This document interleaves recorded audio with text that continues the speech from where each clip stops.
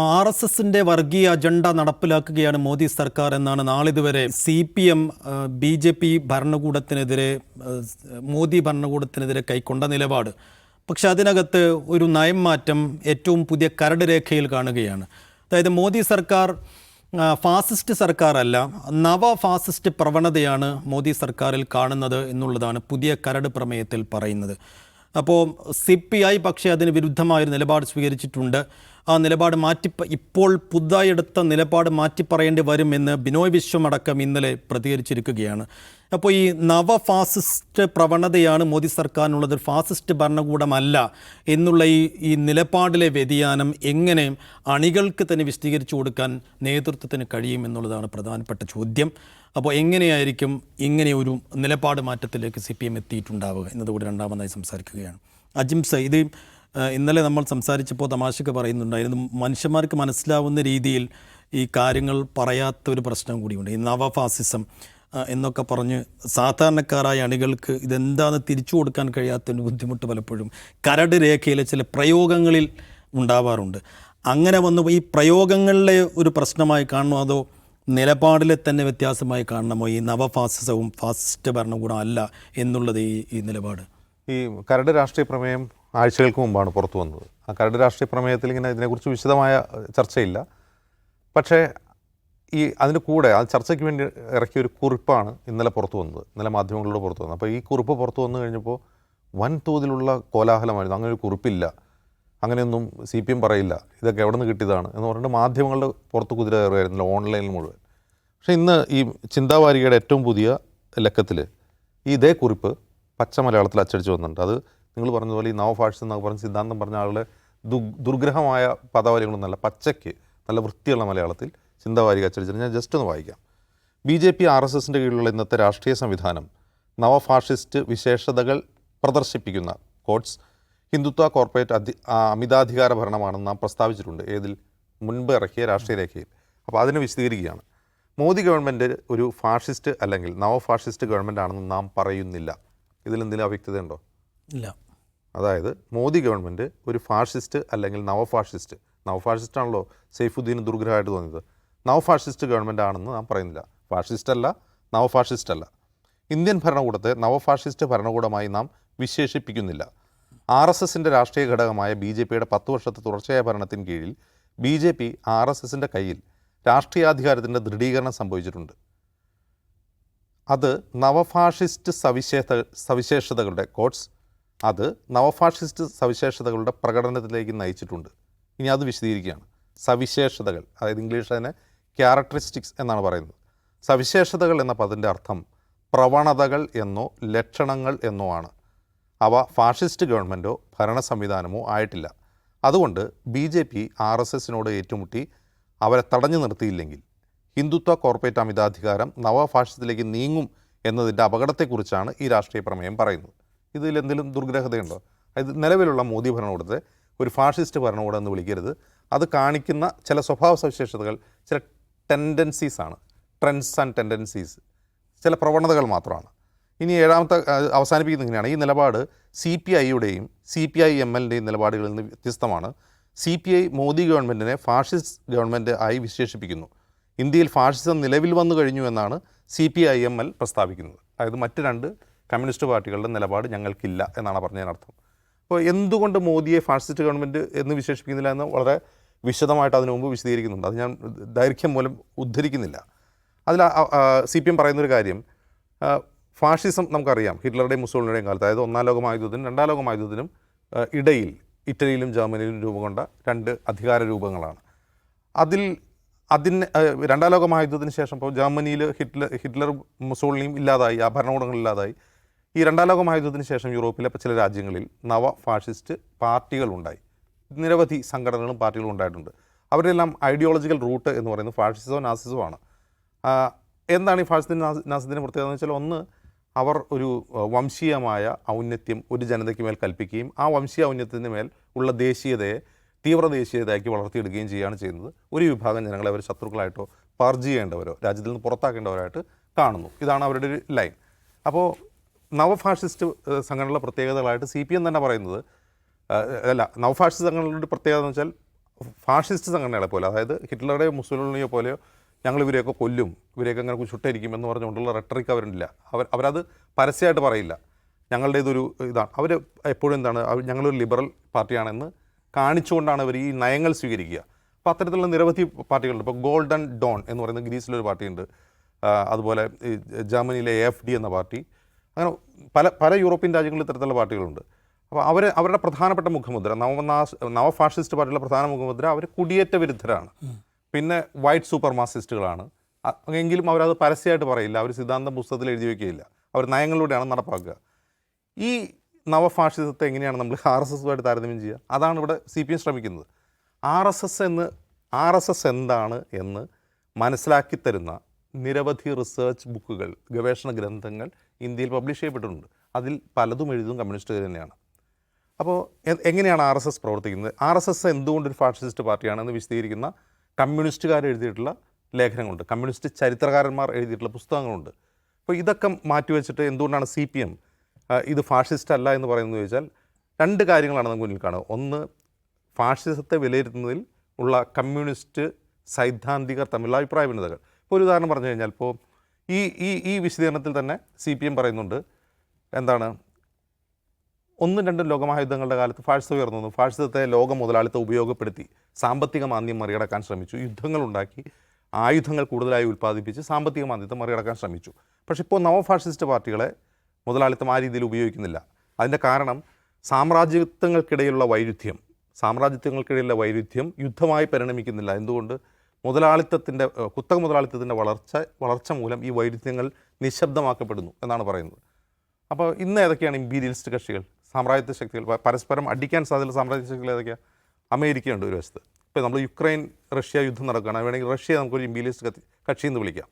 ചൈനയുണ്ട്, സാമ്രാജ്യത്വ ശക്തികളാണ്. അപ്പോൾ ഈ സാമ്രാജ്യത്വ ശക്തികൾ തമ്മിലുള്ള അടിയിൽ കമ്മ്യൂണിസ്റ്റുകാർക്കൊക്കെ ഏക അഭിപ്രായമാണ്. ഒരു ഉദാഹരണം പറഞ്ഞാൽ, റഷ്യ യുക്രൈൻ യുദ്ധത്തിൽ ലോകത്തുള്ള കമ്മ്യൂണിസ്റ്റ് പാർട്ടികൾ ആരുടെ ഒപ്പമാണ്? ഇന്ത്യൻ കമ്മ്യൂണിസ്റ്റ് പാർട്ടി അതിലെന്തെങ്കിലും നിലപാട് സ്വീകരിച്ചിട്ടുണ്ടെന്ന് അറിയില്ല. റഷ്യയോടൊപ്പം നിൽക്കുന്ന കമ്മ്യൂണിസ്റ്റ് പാർട്ടികളുണ്ട്.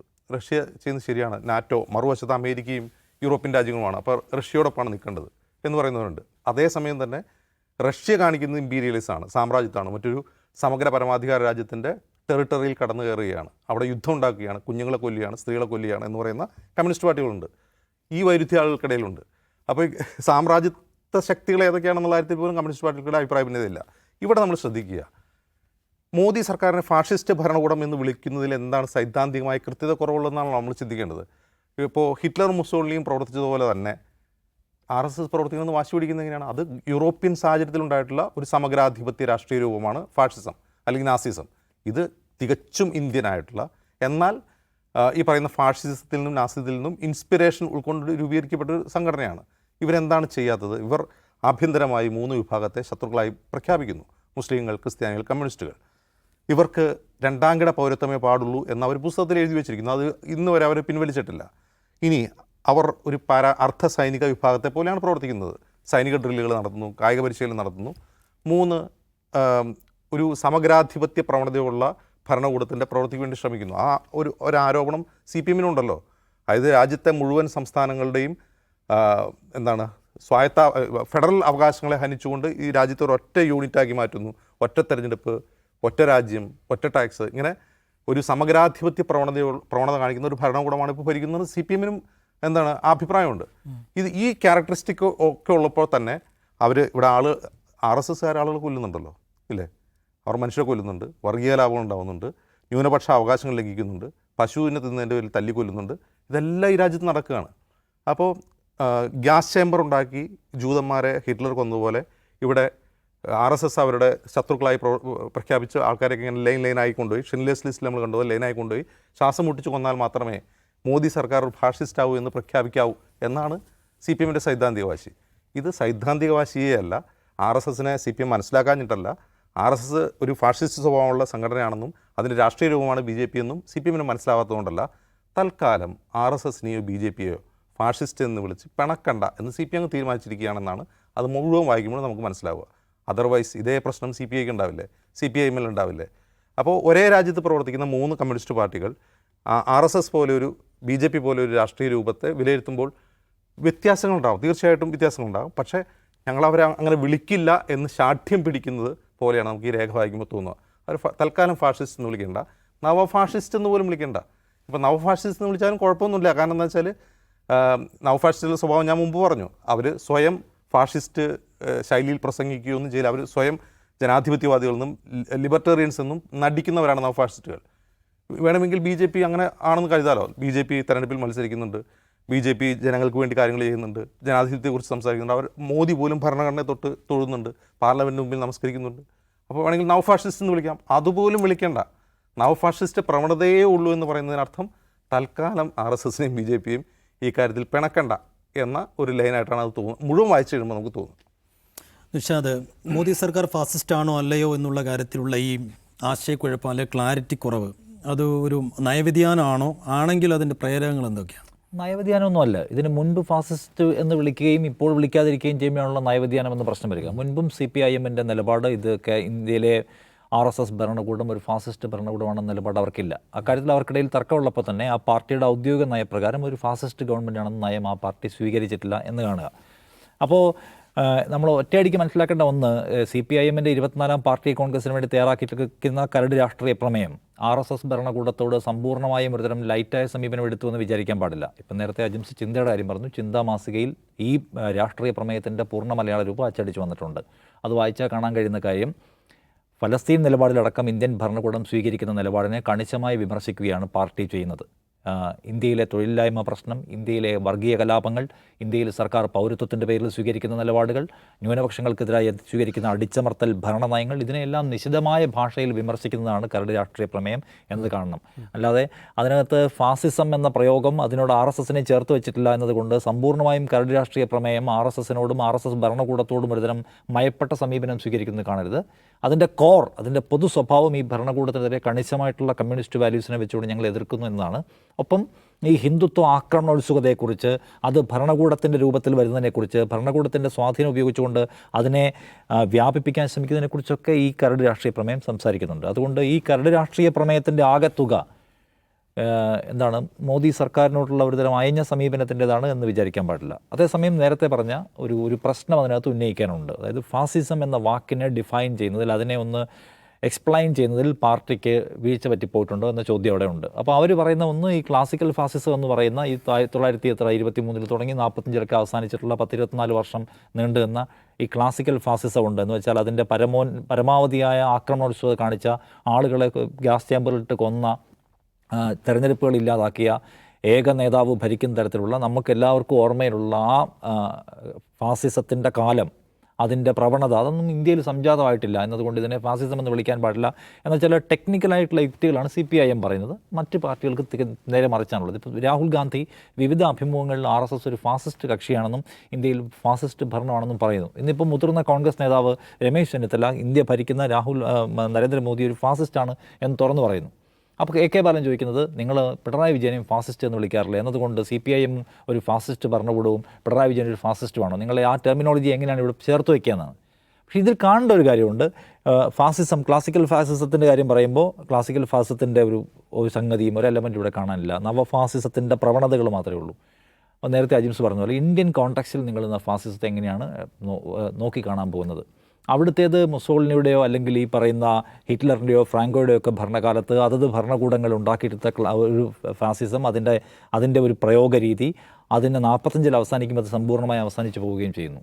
പിന്നീട് അതിൻ്റെ തുടർച്ച ഉണ്ടായില്ലല്ലോ.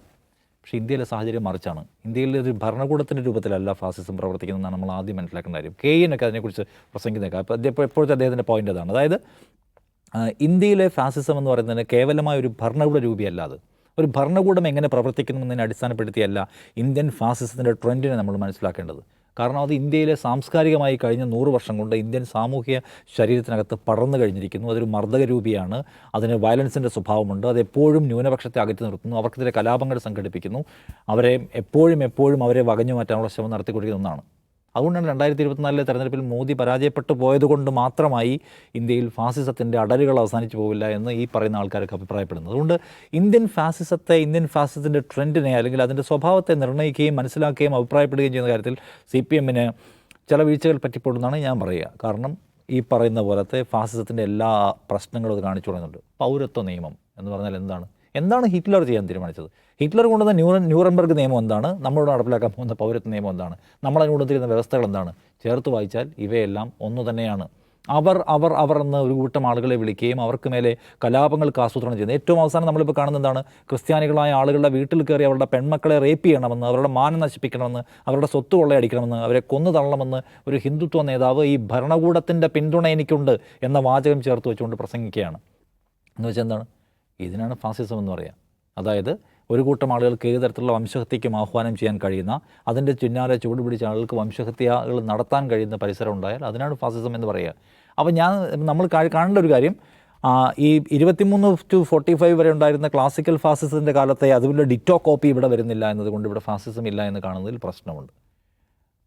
കേരളത്തിൽ, ഇന്ത്യയിലെ വിവിധങ്ങളായ പാർട്ടികൾ ഇതൊരു ഫാസിസ്റ്റ് ഗവൺമെൻറ്റാണെന്ന അഭിപ്രായം മുന്നോട്ട് വെക്കുന്നുണ്ട് എന്നുകൂടി CPIM മനസ്സിലാക്കേണ്ട കാര്യമാണ്. CPM തന്നെ പറയുന്നത് ഞങ്ങളുടെ ഒരു അവസാനത്തെ നിലപാടല്ല. രാഷ്ട്രീയ പ്രമേയത്തിൻ്റെ കരട് എന്ന് പറഞ്ഞാൽ എൻറ്റയർ പാർട്ടി സിസ്റ്റത്തിനകത്ത് ഡിസ്കസ് ചെയ്യാം, പുറത്തുനിന്നുള്ള ആളുകൾക്ക് അഭിപ്രായം പറയാം, എല്ലാം പരിഗണിച്ചുകൊണ്ടാണ് അവസാനത്തെ സ്റ്റാൻഡ് എടുക്കുക എന്നുള്ളതാണ്.